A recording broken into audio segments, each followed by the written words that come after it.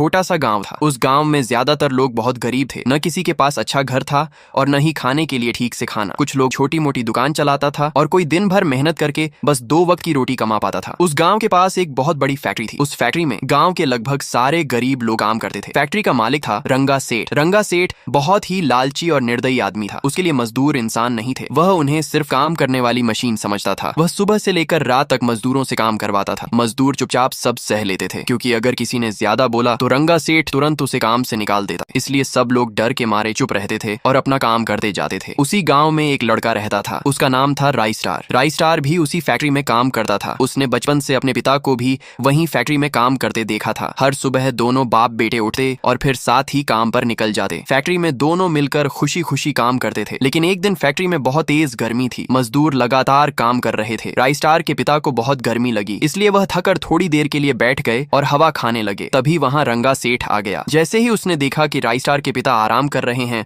वह गुस्से से पागल हो गया। उसने गुस्से में आकर राई स्टार के पिता को सबके सामने जोर से मारा और कहा, काम करने के पैसे मिलते हैं, यहाँ बैठने के नहीं। राई स्टार से यह सब देखा नहीं गया। उसका खून खौल उठा। उसने पास पड़ा एक बड़ा डंडा उठाया और रंगा सेठ को जोर से मार दिया। रंगा सेठ दूर जाकर गिर पड़ा। फिर राई स्टार ने पहली बार उसकी आंखों में आंखें डालकर कहा, हम गरीब जरूर हैं, लेकिन तुम्हारे बाप के नौकर नहीं। फैक्ट्री में एकदम सन्नाटा छा गया। सारे मजदूरों के चेहरों पर एक अजीब सी मुस्कान आ गई। रंगा सेठ गुस्से से लाल हो गया और चिल्लाया, सालों, मुझे मारते हो, निकल जाओ मेरी फैक्ट्री से। राई स्टार चुपचाप अपने पिता के साथ फैक्ट्री से बाहर निकल गया। रास्ते में चलते हुए उसके पिता अचानक रुक गए और बोले, क्या जरूरत थी उसे मारने की? राई स्टार ने कहा, तो क्या करता, आपको मार खाते हुए देखा। यह सुनकर उसके पिता की आंखों में आंसू आ गए। राई स्टार ने पहली बार अपने पिता को इस तरह रोते हुए देखा था। उन्होंने धीरे से कहा, गरीब लोगों की कोई इज्जत नहीं होती बेटा, हम लोग सिर्फ मजदूरी करने के लिए पैदा हुए हैं। पिता की यह बात राई स्टार के दिल पर लग गई। उस रात वह सो नहीं पाया, बस रोता रहा। अगली सुबह जब वह उठा तो उसने देखा कि उसके पिता की हालत बहुत खराब है। वह तुरंत उन्हें अस्पताल ले गया, लेकिन डॉक्टर ने कहा, बहुत ज्यादा मेहनत करने की वजह से ये बहुत कमजोर हो चुके हैं। राई स्टार धीरे से कमरे के अंदर गया। उसके पिता उसका इंतजार कर रहे थे। उन्होंने कहा, बेटा, मुझे तुमसे एक बात कहनी है। राई स्टार बोला, बोलिए पिताजी। उन्होंने कहा, बहुत साल पहले गांव से कुछ दूर मेरी भी एक फैक्ट्री हुआ करती थी, लेकिन एक दिन अचानक वहां आग लग गई। उस आग में बहुत सारे लोगों के साथ तुम्हारी माँ भी जलकर मर गई। कुछ देर चुप रहने के बाद उन्होंने कहा, वह फैक्ट्री आज भी वहीं खड़ी है। मैं चाहता हूँ कि तुम उसे फिर से पहले जैसा बना दो। राई स्टार के चेहरे पर उदासी थी, लेकिन उसके दिमाग में एक बड़ा सपना जन्म ले चुका था। कुछ ही दिनों में उसने उस पुरानी फैक्ट्री की मरम्मत करवाई, नई नई मशीनें लगवाई और उसे फिर से पहले जैसा बना दिया। फिर उसने रंगा सेठ की फैक्ट्री के सारे मजदूरों को अपनी फैक्ट्री में बुला लिया